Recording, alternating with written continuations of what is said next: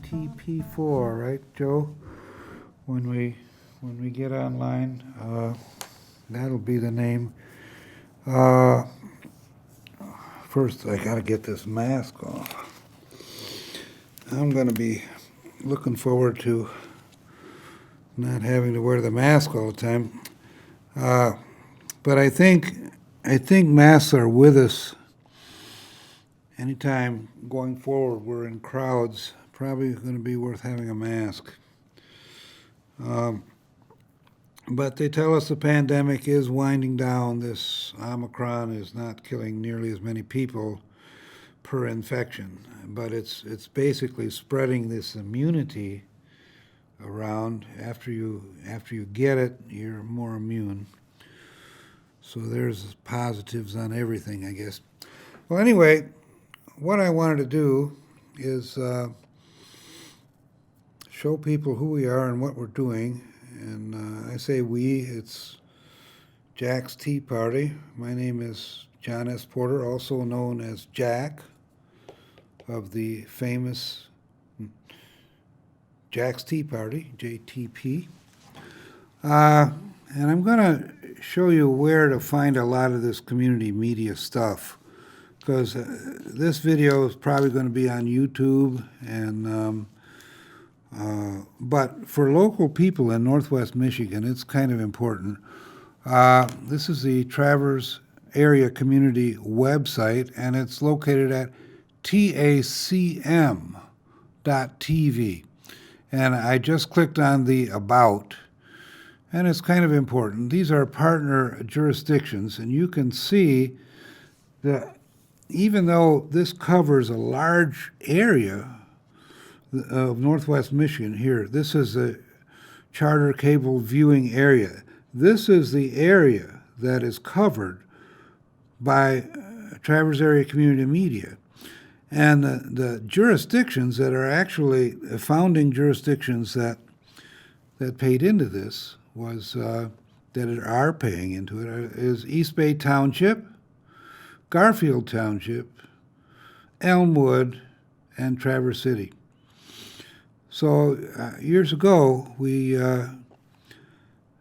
got this set up, and during budget time, I helped with East Bay, and some others helped with Traverse City and these others to get the cable TV money that's required to be paid towards public access to actually get paid in to support this system. So this public TV is becoming more and more important because we don't have media that can be trusted. There's a huge financial interest in getting clicks. So there's clickbait, a sensationalist news coverage that is partisan, typically partisan, either Republican or Democrat, or some kind of environmentalist thing. Basically, a lot of it's biased, and they're making money with it. So these four communities here got together and are supporting the public access TV over most of Northwest Michigan. And we'll skip all this other stuff. You can contact if you want more information about it. Anybody can put on their own television series, and that's basically what I've done. I knew about this because I was in on its creation. I was a fan for a lot of years, and it's called Traverse Area Community Media, TACM.TV,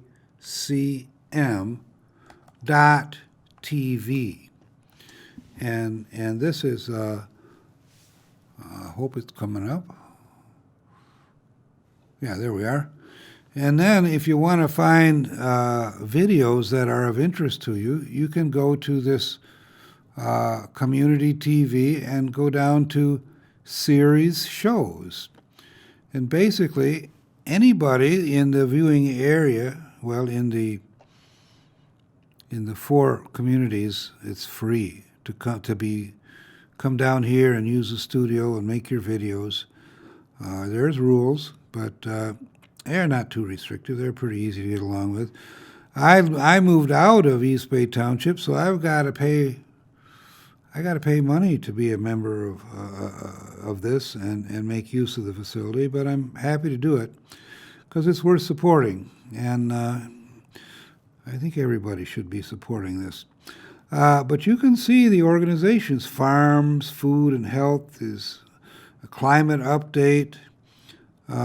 There's a lot of these things, and if I can scroll, there's a different kind of subjects matters, and you can find there's religious things, there's political things, finance, a lot of environmental stuff, and you can find whatever you want, and it's not supported by some money-making organization. In fact, that's one of the rules, that you don't use this public access to make money. This district library in particular is wonderful. They saved public access TV when it was losing support. The library stepped up and took over. You got Traverse City Film Festival. You got all kinds of stuff, but it's divorced from the separate media, from the news media. And this is my series here. Let me show you a quick thing. Basically, my idea was anything that's of interest. A Tea Party, I always objected to that name. Boston Tea Party was a violent uprising, a rebellion against the established authority.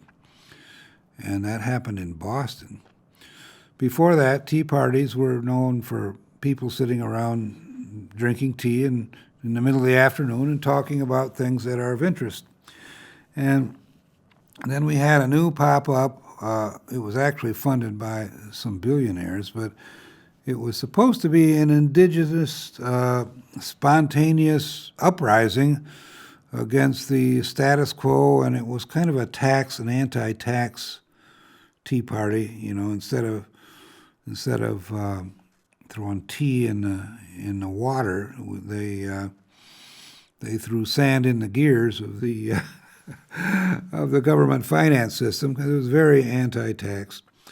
And but I thought, well, I can cash in on that popularity and create a video series called Jack's Tea Party, which tries to get back to the idea of just sitting around and talking about things that are interesting. So some of these you can see. We have a Robo-Cars of China. I spent a lot of time in China, and I was very interested in a robotics program because, the U.S. has been the leader in technology, and we're falling back more and more as other countries, particularly China, are investing heavily in technology. So I was very interested to find out, well, what is the truth? And that's what I did. So I started this series called Robo-Cars of China. And then that was about 12 years ago. And other things I've been interested in was martial arts. I fell in with some Kung Fu guys in China, and I got to know a little bit about the martial arts. And then there's this guy, Bill Bustance, is a boxing coach. He did some wonderful work with the young people. I've documented that. And Chef James. We got about 2 hours of videos of shopping for food in open-air food markets in China. And I don't know if it's a full 2 hours. Two big episodes, though. And then I was a teacher in China for maybe 13 years. And so I've got a few videos of me teaching in China. It was very, very interesting. And we're going to make a new series. Basically, my new series is going to be the same as the old series, only we're going to rename them and index them better so that people can find what they're looking for. One of the things that I was very interested in was the old septic treatment plant. I was out of government for less than 10 years, about 10 years, 12 years, when that septic treatment plant that we talked about for decades finally got built and promptly fell down. And so this is a series about the old septic treatment plant, why it was necessary, and what actually happened. Also on a technology theme was this NASA. I've always been a big supporter of NASA, so here's an article about the new NASA. And then government. I got 12 years as township supervisor in East Bay Township, and I became convinced that this fragmented government system with 5 or 6 urban townships and the city of Traverse City and the county government all wanting to be bosses. So anytime you did anything in the community, you had to get the approval of 6 bosses, because every unit of government needed to cooperate, or any cooperative venture was going to fail, doomed to fail. So I spent a lot of my time as supervisor negotiating agreements on intergovernmental contracts, sewer, water, roads, fire department, ambulance. Everything you do requires a negotiation with 6 to 8 boards. And anyway, I complained about that. We actually, this one over here, tragedy at Brown Bridge, that was one of my favorite fishing holes. So it was really kind of a selfish project. I didn't want them to drain. You talk about draining the swamp. I didn't want them to drain Brown Bridge Pond, because it was a wonderful natural reserve, 2 square miles within 10 minutes of downtown Traverse City, that had a wonderful pond with eagles and fish, and it was like being in northern Canada when you're just within 15 minutes of Traverse City. And then these are the two most important videos that I've made. These two here has to do with consolidation of local government. There's 6 to 8 units of government that could come together in Traverse City, Peninsula, Acme, East Bay, Garfield, Elmwood, Traverse City, and some of the others like Blair Township, Long Lake Township. These are all almost identical. They have enough people to have complex planning and zoning problems, and they've all got their own attorneys, they got their own planners, they got their own engineers. And by consolidating these things, not only would you get a much cheaper government, but it would be much better, because you wouldn't spend your time fighting with each other over mutual concerns. So anyway, these two are my favorite. It was a committee of Battle Creek, I call them old political hacks like me, who worked together and actually created a successful consolidation of services. And then here, my old friend Larry Merrill, he was the leader of the Michigan Townships Association from the time I was a township supervisor in 1980, and I think he's finally retired. But he hung on a long time, had a good career, and he was an advocate on behalf of township government. And so I talked to him about how can we make township government and indeed communities work better. So I think this is about a half an hour video discussing those issues. So that's my series here, and this a lot of the work I've done is on this website, Traverse Area Media, Traverse Area Community Media.tv, and you can get to there. Now the other website you should be aware of is the TourGuizhou.com. Now that is TourGuizhou.com.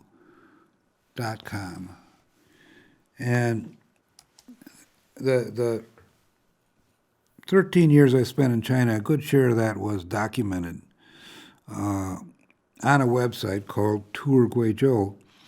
And as you can see,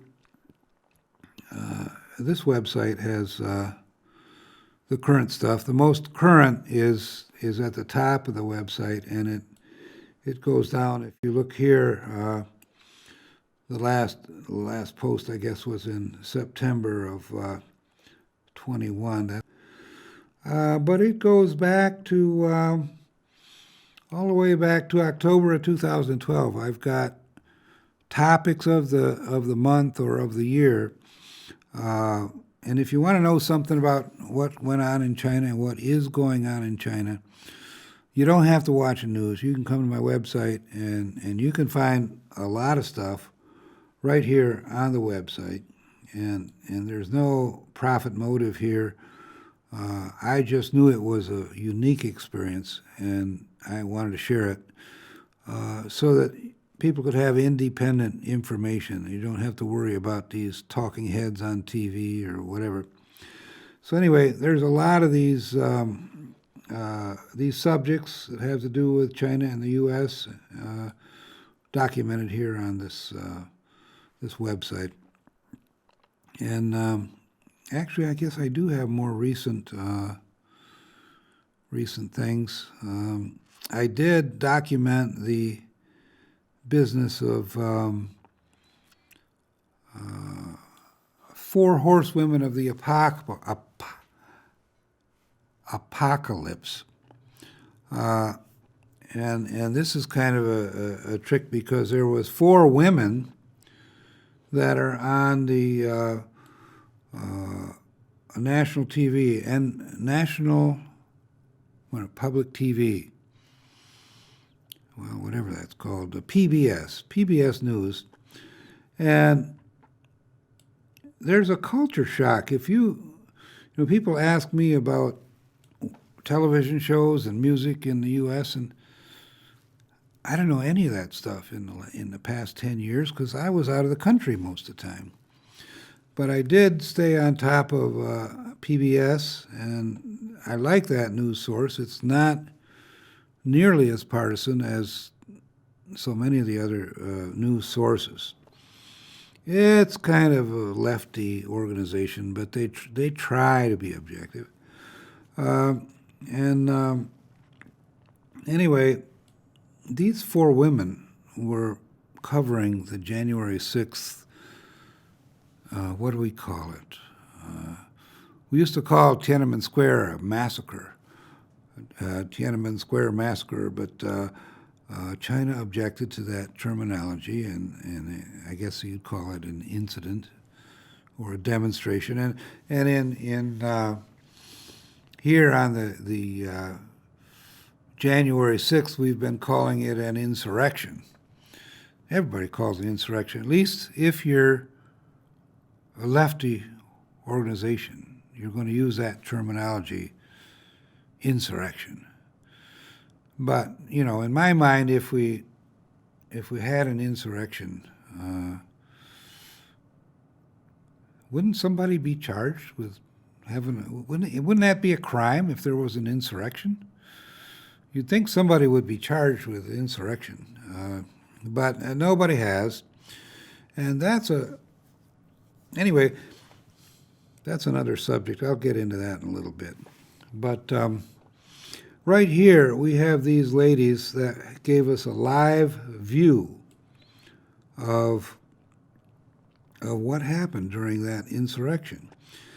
And you can go to my website and find it, or you can go to PBS, and it's not called 4 Horsewomen of the Apocalypse, but it's a real culture shock to be talking to people in China about democracy and come back and see the foundations of our democracy under assault. Because 240 years we've had peaceful transitions from president to the next president.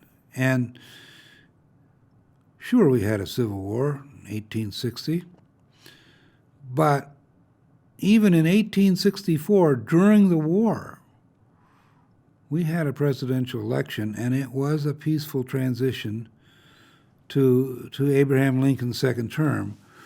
Well, actually, I have a lot of sympathy for Lincoln because he didn't have a lot of fun during that period. And instead of thanking him, he got a bullet in the back of the head for his efforts.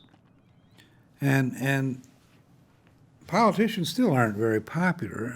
People take a lot of this freedom and peaceful transition of government. They take that for granted, and it's not anything that we can take for granted, because immigrants that have come into the country are very concerned, because what they're seeing from our politicians and our public is very similar to what they experienced in the countries that they fled. So it is something to be worried about and something to take seriously. And I hate to call that, shall we call it an incident, January 6th. I hate to dwell on this too much, but if it had been successful, it was the first election where we didn't transition to the next president, our democracy would have been in a state of flux. It would have been chaos. And a lot of people prospered during chaos. If you go back to Hitler, and I'm not comparing Trump to Hitler, but I'm comparing a chaos in Germany to the chaos in the U.S. Hitler was elected, and he eventually usurped the power, and they didn't have any more elections. Well, Hitler was in power, and they got more and more racially charged, more and more chaos in the streets, and that allowed Hitler to move forward with a program to basically deal with his enemies and deal with the chaos in the streets, and it was out of control. There was no restraint from from established government structure. And we've had restraints in our government system to prevent us from going overboard.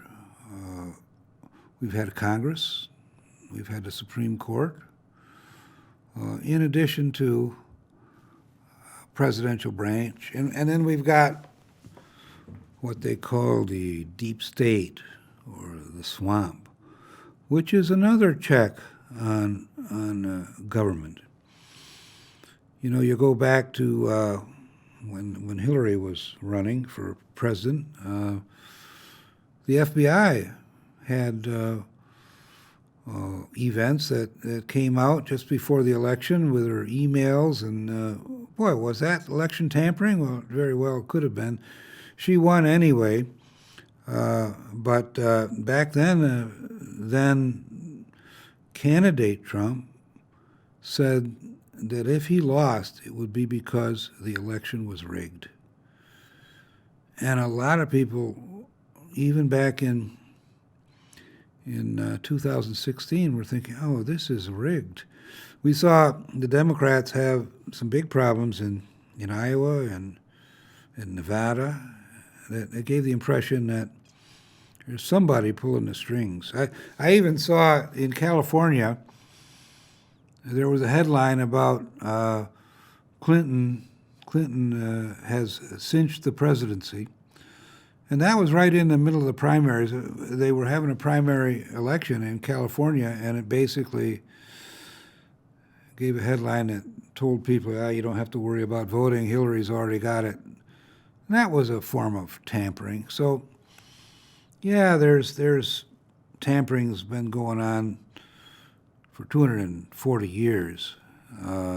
Different advantages, different, even failures to count the votes properly, or denying the, blacks the vote in the South, things like that. So we've had our problems with the elections, and Trump seemed to be very aware of that in 2016 and when he ran. But I don't believe he did much about it, even though he had 4 years in office. Suddenly it's an issue after he lost the election. But well, somebody said, well, if Trump lost, it would be because the election was tampered with, but if he won, then he wasn't worried about it as an issue. And we need to worry about the legitimacy of our election system, because I hate to digress into this so much, but it's on my mind. I want to come back to a good country, not a chaos country. And right now, I don't see things getting any better. A lot of people say that we should just forget about January 6th and do a better job going forward. But I saw an article, saw a movie recently that addresses this issue. And I wrote down a quote from the movie. Hang on, sorry about this. Yeah.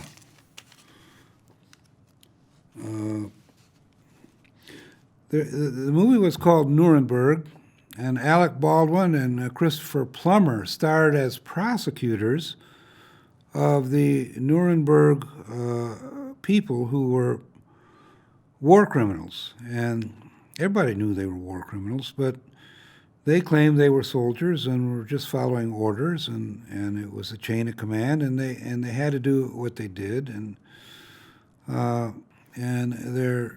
they had a trial in Nuremberg, and Christopher Plummer played a prosecutor from Great Britain, and Alec Baldwin said, well, why do you want to do this? And Christopher Plummer said, you look out at this, here, I'll read the quote. How is it that you can look at this and still want to guarantee these men a vigorous defense? And Christopher Plummer, the British guy, said, I want to put National Socialism on trial. They'll incriminate themselves.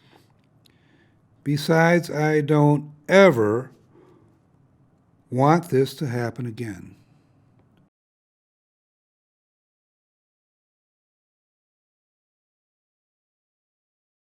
How is it you could look out on all of this and still want to guarantee these men a vigorous defense? I want to put National Socialism on trial, so they'll incriminate themselves. Besides, I don't ever want this to happen again. Now that says it all in my book, and I immediately thought about this business with not wanting to have an investigation or not investigating the whole situation, because it's not just Democrats care about not wanting to have our Capitol ransacked. I think we all care about it. And a lot of Republicans think that there was either Democrat or FBI inspiration, where they infiltrated and undermined the crowd of people, largely Republicans, that they were being led by some organized group. Not necessarily the Republican Party, not necessarily President Trump, but maybe another group. Could they be foreigners? Could they be our own FBI? Could it be a branch of the Democratic Party? What do they call them? The militant branch. I forget what they're called. Anyway, they've got the militant branch of the Republican Party, the white supremacists, and BLM, yeah, Black Lives Matter is supposed to be the militant wing of the Democratic Party. Well, who is responsible for this? It's not enough to just say some Republicans were guilty or not guilty. How do we reorganize the country to make sure that what happened on January 6th, however you describe it, how do we make sure that that never happens again? This happened because the people were not happy with their government. When I listen to Democrats or Republicans for the past 10 years, when Obama was in office, they were saying, well, this is actually longer than that. Obama was in for 8 years, Trump was in for 4 years. For the 8 years Obama was in, we had a whole lot of Republicans, maybe 20, 30% of the country saying, he's not my president. He's not my president. And when you say that, you're literally saying the President of the United States, selected by a democratic process, is not legitimate. He's not my president. And I heard the same thing after Trump was elected. The Democrats, the ones that were so offended by Republicans saying he's not my president, now suddenly they're saying, oh, Trump's not my president. He's not my president. I didn't vote for him. The election was not legitimate. We can't have a leader like Trump and have him be legitimate. Well, I'm sorry, but we all vote as Americans, as one entity. When you read the Declaration of Independence, it said, we the people. We the people replaced the king as the primary source of power. And when you say he's not my president, whether it's Biden or Trump or Obama, you're saying, I don't believe in this electoral process. And there's so much to this. I'm going to have to wrap this up. It'll take another episode. But I think it's worth exploring this because I don't want this to happen again. And rather than worrying about who's guilty and who's innocent and who's kind of innocent, that's not my worry. My worry is how do we set up a system, make the changes necessary so that this never happens again. Well, I'm just going to leave it at that, and the next episode is going to be, I think, episode 5. And we'll give this subject a rest, and we'll get on some other subjects that I think are also important for us as a people.